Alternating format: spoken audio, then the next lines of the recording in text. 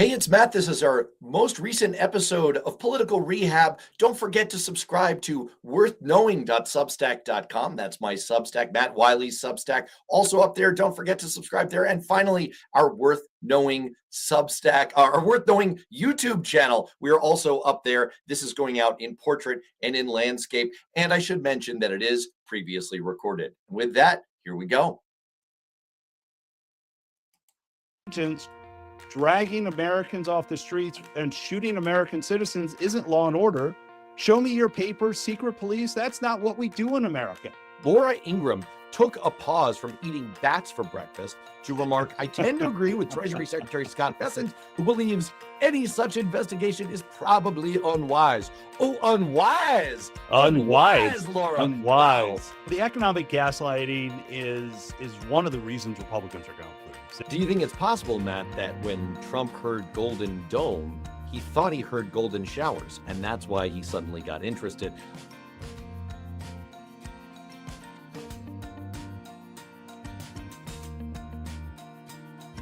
Welcome to Political Rehab, smart politics without the hangover. I'm Matt. And I'm Matt. Today, the whole world squashes an attempted MAGA political retribution effort. The administration goes for yet another one against the media, economic gaslighting, a terrible situation in Iran, and an all-out war on Greenland. But let's start, as always, with our Trump dump.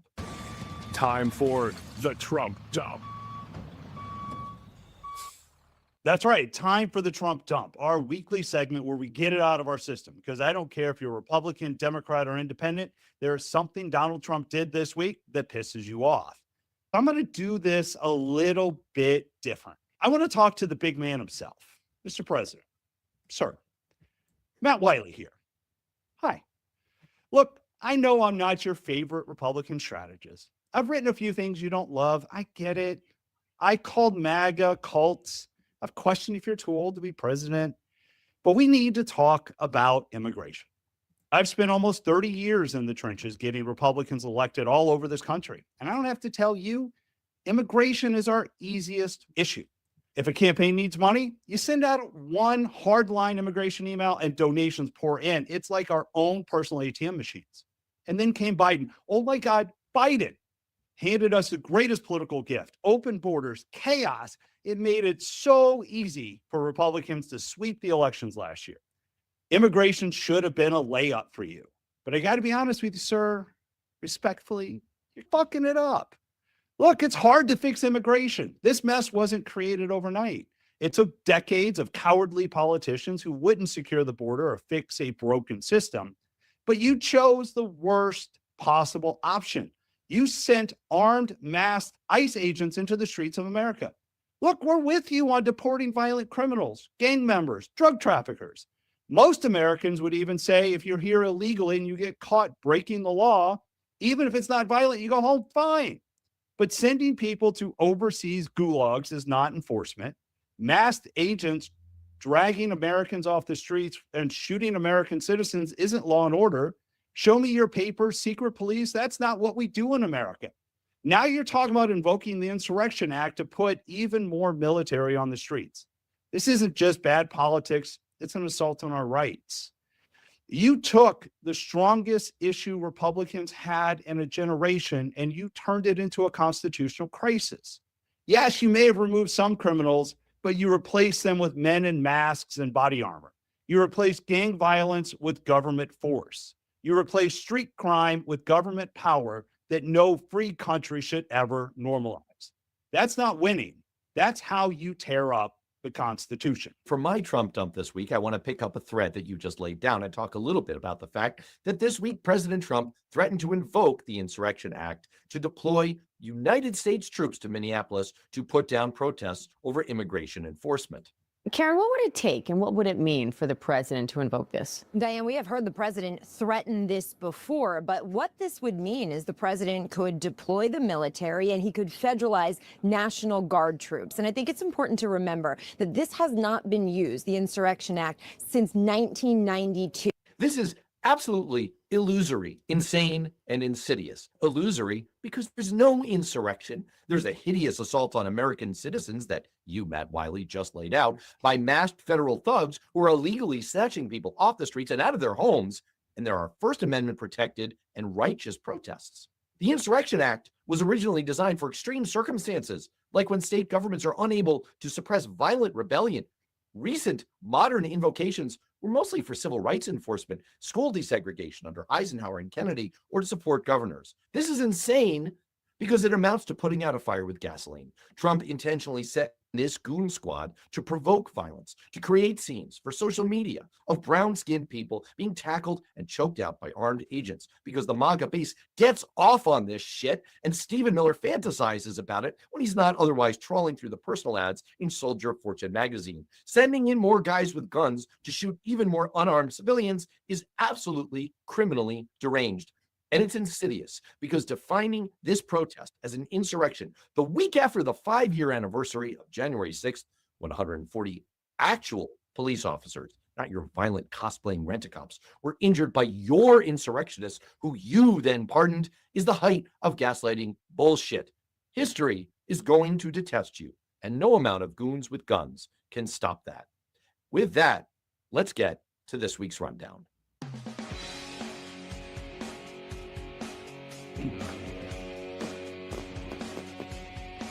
That went badly. The Trump administration's push to initiate a legal crusade against Federal Reserve Chair Jerome Powell reverberated across Washington and beyond. The markets were spooked. The US dollar weakened. Gold rallied. Deep criticism from a growing number of Republicans who essentially said, do not do this. Do not do this. Sir, Matt, your reaction to this insane weaponization of federal power against the chairman of the Federal Reserve? First of all, it just destroys the market, destroys our credibility. But what also struck me about this, it felt like the second act of Minnesota. Last week, Noam sent in troops because she was basically trying to be tough. She was trying to give Trump another political edge. And it felt like Bondi was kind of doing the same thing. Because let's not forget, Trump claimed, what's happening? I don't know what's going on. Like a sleepy grandfather. I think a couple episodes ago, we called them Donnie's Angels. It might be Trump's harem right now because they are just literally doing anything to please them. And this is just a disaster in the making. And that's why the male ones too. Yeah, exactly. But it was a disaster in the making. I mean, that's why you have so many Republicans rebuke this so quickly, so easily. It's just a mess. And it's something that we should, quite frankly, know better. When the right-wing media machine can't even get itself together to back you on something like this, when in fact they're trying to put the kibosh on it, you know that you've got yourself a problem there. You had to search pretty darn far down the Fox News website when news of this broke to find any coverage. It was barely mentioned on primetime Fox News coverage. Laura Ingraham took a pause from eating bats for breakfast to remark, I tend to agree with Treasury Secretary Scott Bessent, who believes any such investigation is probably unwise. Oh, unwise. Unwise, Laura. Unwise. Wow. Oh, please. Yeah. The children, earmuffs. And of course, the Wall Street Journal editorial board headlined Lawfare for Dummies, Monetary Edition. This is the entire world saying, guys, you have really gone off the deep end. Nobody wants this. And by the way, it makes you look so weak, so desperate, like such a failure. I mean, let's hope that this is a bad enough faceplant that we won't see more of this going forward, but I fear that we might. It's the problem when we don't actually have an agenda right now. It's creating a complete and total mess for us, much like some of the stories this week where just a few days ago, FBI agents raided a Washington Post reporter. Senator Elise Slotkin said she's under the target of investigation. We've already talked about at some length, I think you talked about last week, about Hegseth and the War Department and what's going on with their attacks. We right now seem to have an all-out assault on dissent, where every time something happens, it feels like it is going after a political enemy. Susie Wiles, when she gave that interview to Vanity Fair, she said the quiet part out loud. She said, this is absolutely a campaign of political retribution against all of Trump's enemies list, one that she claims she's trying to stop. And we'll see about that, by the way.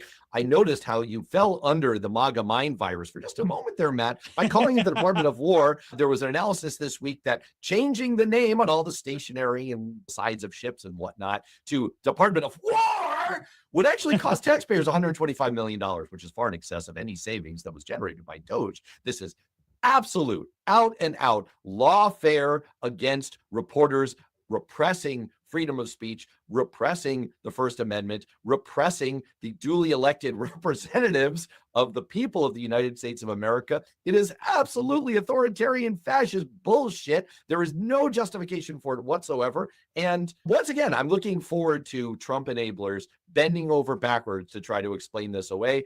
Looking forward to that. It should be an exercise in fantasy. I don't know if I could explain this away either, but what I find interesting is this Washington Post reporter is sharing classified documents. And so now it's okay to have the FBI raid that, but when it happened to Trump at Mar-a-Lago, this was somehow completely different. May I refer you to Hegseth, Peter, and the Signalgate scandal, which he claimed, by the way, this should really be an edition of That's Bullshit. He claimed total exoneration. I was totally exonerated when the Inspector General's report found that actually he had imperiled American lives, the lives of service members, and had breached protocols for classified information. No, absolutely. Fine. You know what? You want to go after this reporter? Just get in line right behind Pete Hegseth and your own bathroom at Mar-a-Lago. Please be my guest.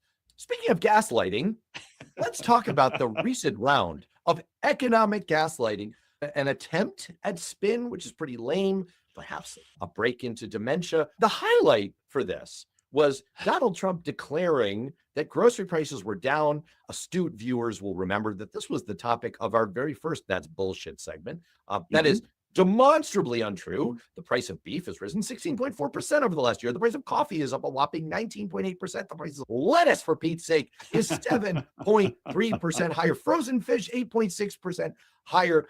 I could go on and on. Overall, the cost of food at home has risen 2.4% overall in the last 12 months. Now, to be fair, we did have the world's worst defense of this from Agriculture Secretary Brooke Rollins. The question you're asking, and it's a really important one, is while we're asking Americans to reconsider what they're eating, are we actually asking Americans, especially those who are living on the margins, are we asking them to spend more on their diet? And the answer to that is no. We've run over 1,000 simulations. It can cost around $3 a meal for a piece of chicken, a piece of broccoli, corn tortilla, and one other thing. Matt, do you feel nice and full on a piece of chicken, a piece of broccoli, a corn tortilla, and one other thing? I would like to refer you back to my dose of hope and my diet. There is no broccoli in this matter, so that's fine. But then, you know what? That means you have more budget available for one other thing. For one other thing, whatever that is. I hope that one other thing is a T-bone. The economic gaslighting is one of the reasons Republicans are going to lose. It is that bad right now. It is completely way out there. But it's not even just the economic gaslighting where we seem to have a break from reality. I mean, along the way in Trump's economic speech the other day, I think he said he won Minnesota 3 times. He felt like he won Minnesota 3 times. He didn't. Like, if you just look at it, he lives in this alternate reality right now. You did some great stuff this week on dementia and him wandering the ballroom aimlessly and getting up. We're watching a president who either is trying to spin his way out of his bad policies, or he is so bad, absent from reality, that he shouldn't be president. This week, Trump pledged to come to the aid of protesters in Iran for violence. On Tuesday, Trump renewed his warning, saying Iranian patriots keep protesting, take over your institutions, save the names of the killers, even God, make Iran great again. I don't know. That was a little weird. And then earlier this week, he actually said Iran's not killing people or not killing protesters anymore, but yet we're still pulling out non-essential people in the Middle East. It really does seem to me that we're reaching a point where Trump just wants to flex. Trump has already threatened Greenland. Trump has already threatened Cuba, Mexico, Canada. And right now, it feels like Iran might be his easy target because I'm not sure the world will condemn as much as he tries to go to Cuba. What do you make with what's going on in Iran right now? It would have been a heck of a more ready target if we had maintained an aircraft carrier group presence in the Middle East. We pulled them in order to involve them in the operation in Venezuela. One was a war of choice. The other was perhaps a war that's being thrust upon us. Look, I don't think that there's a simple partisan sides answer to this. I think it's complex. I think it's filled with unintended consequences. I don't think that there's a clear path forward. And often the steps we take lead to reverberations many years later that we can't comprehend. If we were to eliminate this horrible Iranian regime, we don't know what would follow it. And we learned in a very bitter way what can happen when there's a power vacuum in this area of the world in Iraq. So I'm glad that Iran's judiciary announced that there is not a death sentence for the protester Irfan Sultani, whose execution was believed to be imminent. I'm glad that the assessment is that the violence against protesters has slowed. I don't actually have an answer for the proper next step here. I just pray that level-headed, sane, cautious people are going to have prominent voices in this administration, because that has not always been the pattern thus far. For me, and I think for a lot of Republicans, I think the real issue is Trump and this administration doesn't really seem to have a plan. And we know sometimes foreign events have a tendency to dictate and reverberate, but this just feels like Trump is picking on a target. You clearly haven't thought things out because, like you pointed out, our carriers, our troops, we're out of position for all of this. And it's only going to get harder along the way. Speaking of the next target in wars of choice, Greenland is next on the agenda. Vice President J.D. Vance hosted a spectacularly unsuccessful meeting between the U.S., Danish, and Greenland administrations. Europe didn't take this as a promising sign, since J.D. Vance is a well-known hater of Europe. Trump said this week that we need Greenland for our Golden Dome missile interceptors, missing the fact that we actually have unlimited military access to Greenland already, and we can already use it for our Golden Dome missile interceptors. Panic-stricken Europe is sending troops to Greenland. This is meant to be a signal to protect our NATO ally from us. Matt, defend your boy. Look, I love a good strategic defense plan. I love, obviously, a Golden Dome sounds great. Maybe it would work. Who knows? But that's why we have NATO. That's why we have allies. We don't have to take over a country to go do this. What I also find kind of interesting about this whole thing is by putting Vance in charge of this. I mean, this is a guy who's an MIA. Rubio's gotten all the credit. Rubio was the one in the tent when we did Venezuela. This feels like this is more of a political posturing for the next presidential race, because everybody out there, and I know you love to read the MAGA blogs, and I know you love to read all the Republican stuff out there, but a lot of people are moving towards Rubio. They're looking out there and just saying, Vance can't do this. Vance is a problem. And I think this almost feels like it was more Vance trying to get out and say, look at me, I can. Do you think it's possible, Matt, that when Trump heard Golden Dome, he thought he heard golden showers, and that's why he suddenly got interested? I have to tell you, if you're JD and you're thinking of leveraging this for some kind of Republican advantage, Representative Don Bacon this week told the Omaha World Herald, I'll be candid with you, there are so many Republicans mad about this. If he went through with the threats, I think it would be the end of his presidency, saying he would lean toward impeachment in such a scenario. Wow. This is, speaking of golden things, this is not the golden ticket for any of you politically. And with that, let's wrap up and move on to our rotating segment of the week. Good idea, bad idea. It's time for good idea or bad idea. First up, Joe Rogan, the mega podcaster. I guess that's the nicest thing I can call him. Not a fan necessarily, but he did have some things to say this week. People in the streets just roaming around, snatching people up, many of which turn out to actually be U.S. citizens that just don't have their papers on them. Are we really going to be the Gestapo? Where's your papers? Is that what we've come to? Matt Wylie, Joe Rogan's comments this week about the U.S. Gestapo. Good idea, bad idea. I think it's a good idea overall. He has a huge audience.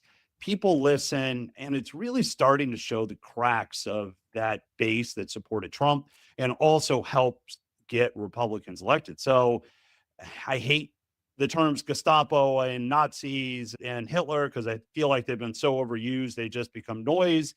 But I think when Joe Rogan says it, it's probably a good idea. It's a longstanding rule in politics for political operatives like you and me not to invoke the Nazis because it always boomerangs on you and looks bad because it seems like a hyperbolic historical comparison. In this case, if the flu shits, wear it. Polls this week also paint a pretty grim picture of public opinion about the ICE enforcement operations going on in Minnesota. The point is that Joe Rogan is not only leading public opinion, he also has his finger on the pulse of public opinion and recognizing it and reflecting it in his comments. I think it's a pretty good idea. Speaking of steps that can throw sand in the authoritarian gears, 6 prosecutors quit this past week over the push to investigate the shooting victim in Minneapolis and her widow. The largest mass quitting we've seen from the Department of Justice since February 2025. Is this mass quitting a good idea? Absolutely not. It's a horrible idea. Everybody loves to think that you're just going to take a stand, but the problem is we need good people doing good things within government. The Trump administration will find someone to do it. And if you are not there, if you don't stay in your position, you don't fight from the inside, you just allow this abuse of power to run rampant. It's a bad idea. That is a fascinating take. And you know what? You're making me think about this a little bit because I really see where you're coming from. You do need good people to stay in place, lest worst ones, unqualified hacks, Lindsay Halligans, if you will, take over and do even worse things. My initial instinct was that this was a good idea because going along with a blatant bullshit cover your ass piece of fuckery is not something with which most people's moral compasses put up. Wow, that was a tangled but grammatically correct sentence. But may have persuaded me that it's a mixture. It's an odd hybrid of good idea and bad idea. This week, the Clintons were subpoenaed to show up in front of Congress to testify in the Epstein investigation. They, of course, declined. Matt, good idea, bad idea? I'm going to be Clinton-esque about this and say it depends on what the meaning of is. And it depends on what the meaning of good is. This is obviously a ham-handed deflection on the part of James Comer, the committee chair who's issued this subpoena. And there's a part of me, certainly, that agrees with not participating in it. But I also do believe in obeying congressional subpoenas. I believe in the rule of law. And so I guess I prefer that the Clintons do that they comply with the subpoena, that they show up and then they put on a Pam Bondi-esque performance where they just grandstand and say, I'm out of order, you're out of order. But I guess that might also further degrade respect for Congress. So I'm left puzzled on this. Enlighten me. First of all, can you further degrade respect for Congress? No, I'm you not sure you can cannot. lower. So, You cannot. point No. taken. So Yes. let's start with that. Look, my first instinct, much like your last one, was like, oh, this is a good idea. No, it's not. This was a bad idea. I think with you, I agree there's a rule of law, but more importantly, America missed probably the greatest spectacle in entertainment that would ever exist. I mean, yeah, that's about right. That's, I think, what happened. But Bill Clinton in front of Congress, there's always that nuclear option. Imagine what would happen if he said, you know what, let's not also forget the Clintons, especially Bill Clinton, they're masterful as far as getting out of this stuff. Hillary's not great, but she's fine. But Bill That was Clinton, our campaign slogan, by the way. guess what could have happened if that was coming on? That could have been popcorn worthy. I would have gone to a movie theater to watch that. That would have been fantastic. You've totally persuaded me, Wylie. I think for the entertainment value alone of seeing someone with the intellectual heft of Bill Clinton, who David Gergen, who had worked for 4 presidents across different parties, once told me privately that the smartest of them, believe it or not, was Richard Nixon, Bill Clinton, number 2. Wow. The prospect of seeing him run circles around James Comer, that absolutely buffoonish clod. Chairman Comer, you're a real piece of shit. Okay, Ford plant worker TJ Sabula is said to have called the president a pedophile protector, and then Trump flipped Sabula the bird. Is any of this a good idea? I'm going to say bad idea for so many reasons. Speech protects people from government intervention. It doesn't protect you to say whatever. This happened while Trump was touring the plant. Understandably, he got suspended for what he did. you can't just say and do whatever you want on while you're at work. Now, look, it's not all sad news for him. He had a GoFundMe page. I think he's raised all kinds of money right now, but it's probably a bad idea to call the president a pedophile protector while at work, while he's touring your plant. I think it's a great idea. Great fucking idea. Do it. Now, look, take your suspension like a man. Yeah. Speak your mind, brother. Great fucking idea. So Trump this week floated the idea and he wants to cap credit card rates at 10%.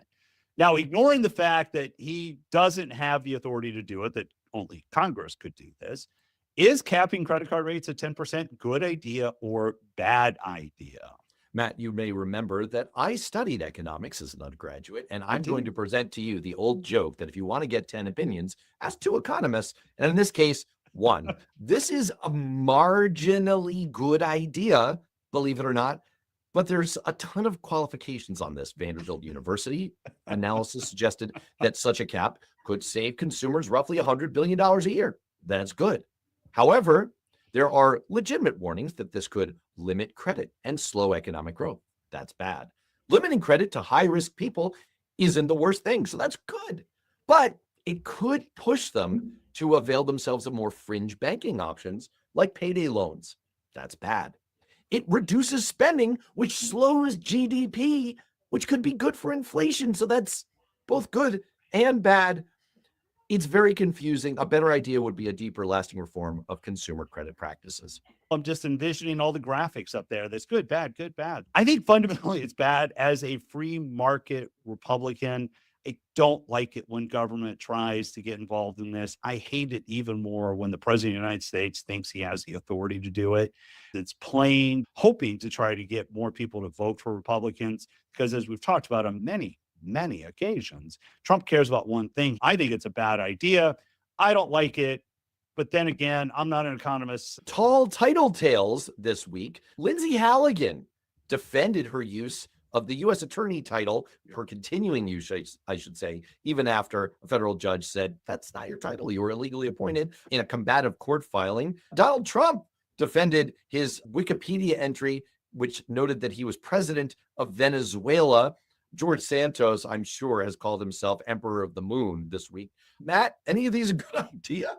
I love the fact that we're just giving each other titles. Like, that's just fantastic. You know what? I think I'm going to beat this today. It really goes to the fact of how unserious this government has become. It goes to how unserious this administration has become. The filing by the Justice Department, they flat out tried to say, no, she really is this. She hasn't been confirmed. She's interim. She can't use the title. It really diminishes the criminal justice system. From a good government perspective, it's a bad idea. From the idea of, is it entertaining? Yeah, good idea. That's a great idea, because if they can give themselves made up titles, I can give them whatever titles that I want to. And I'm going to call them both fuckwits. Let's go with fuckwits. Is that hyphenated or how is that? Dealer's choice, man. Apparently, now Democrats are out there calling to abolish ICE. Matt, is this a good idea or bad idea for Democrats? I wrote about this extensively on Worth Knowing with Matt Robison this week. Look, I am as mad as hell about what I'm seeing happening in America right now.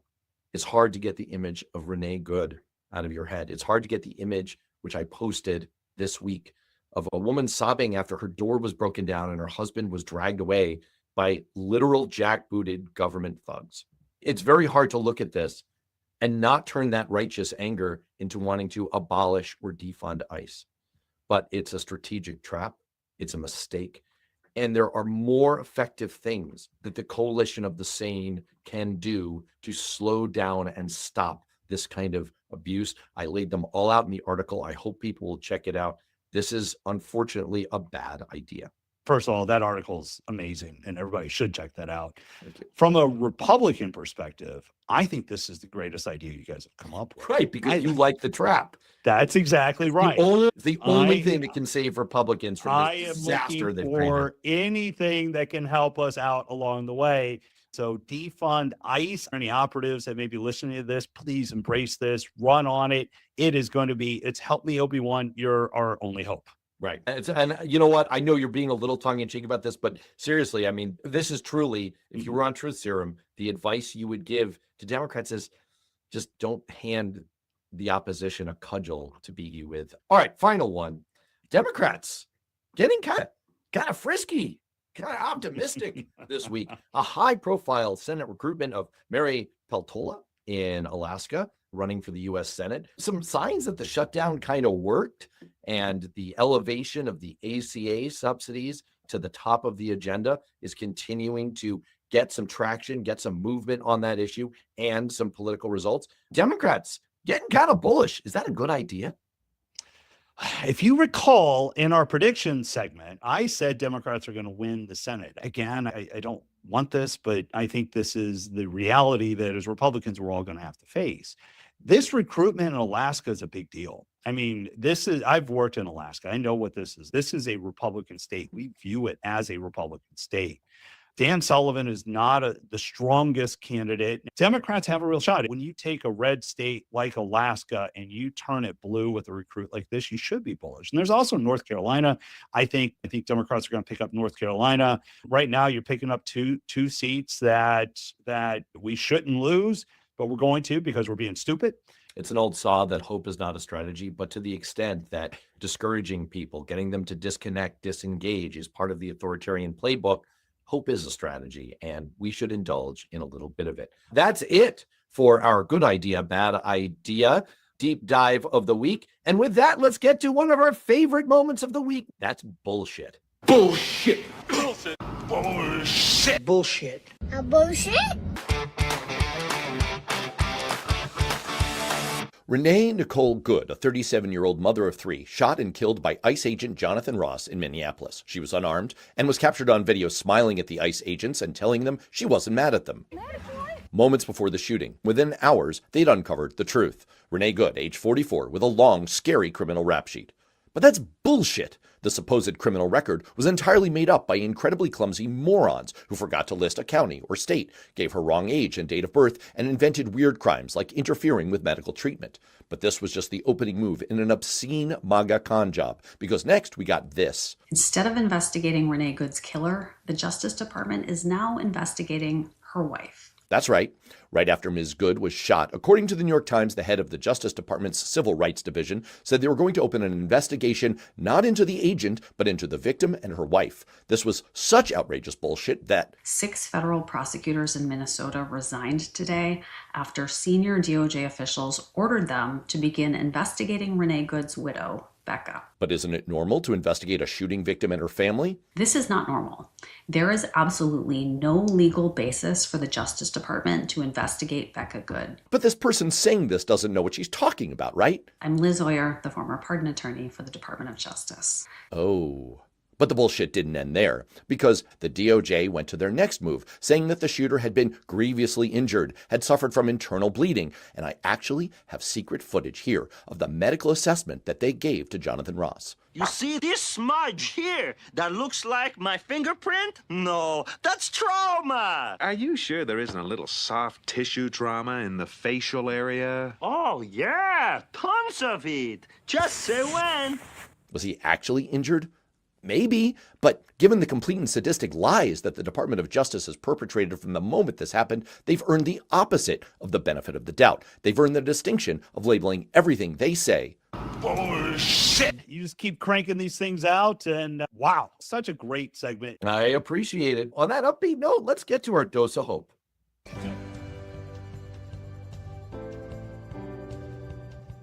Trump's first year back in office. I think we all agree it's been a bit of a shit show. A lot has happened, a lot of very serious conversations about who we are as a country, what we stand for, how we show up in the world, and every day feels like a new crisis. But there's been one bright spot. Marco Rubio, the face of U.S. foreign policy and the man with 1,000 jobs in Washington. Now, look, you may not agree with his policies, but he's been the adult in the room, calm, measured, actually sounded like a guy who's read the briefing book. And honestly, that alone feels refreshing, but that's not my dose of hope. No, my dose of hope is all those AI Marco Rubio memes, because while Washington is losing its mind, the internet has decided to turn Marco Rubio into everything from a Marvel superhero to a telenovela villain to a Pixar character with a six-pack. You can't go on social media without seeing one. Even CBS News did a segment on this. And now AI memes have added to that portfolio, casting Secretary Rubio as the new governor of Minnesota, the new Shah of Iran, the prime minister of Greenland, the new manager of Manchester United, the head of Hilton Hotels, and highest of high honors of all, the new Michelin man. And that's why I still have faith in America, because no matter how dark things can sometimes feel, no matter how serious politics becomes, the internet always finds a way to show up and say, hey, yeah, but what if we made them a cartoon? The internet always wins. And that, my friends, is my dose of hope. Mine certainly rhymes with yours, because I want to talk a little bit about Ryan Chen, the Chinese Trump, who has taken social media by storm with his uncanny impersonation of the U.S. president. This guy, he likes China so much, right? We're going to teach him some Chinese. That's right. Some Chinese. Very struggling. Okay. You want to learn some Chinese? I want to learn Chinese. Teach me. Teach your favorite president. Favorite president. So I'm going to teach you something because we're friends, right? I'm going to teach you. In China, we call bros. We call it Xiong Di Ho. Xiong Di Ho. Oh, wow. Wow. Very thorough, very thorough. Now, I don't happen to believe that comedy or satire or mockery really changes a lot in the political world. In the 1980s, the character Loads of Money viciously mocked British Prime Minister Margaret Thatcher. Journalists began to refer to the loads of money mentality and the loads of money economy, and it didn't hurt her. It didn't hurt her one bit. As a matter of fact, Thatcher just adopted the meme and turned it to her advantage. We've seen it with James Austin Johnson on SNL. He's been absolutely killing it with his Trump impression for years. Didn't win any elections, especially not in 2024. But as you said, Matt, maybe that's not what all this is for. Maybe it doesn't need to change minds or move nations. We need satire and comedy and mockery because it's the way to keep us all sane and get us through what can often be a painful reality. So, seeing something that the whole world is literally uniting around, even our friends in China, and seeing it poke holes in the world's #1 asshole, that is a bright spot. And for me, and I'm guessing for you, it's a dose of hope. And on that note, for Matt, I'm Matt. We will see you next time.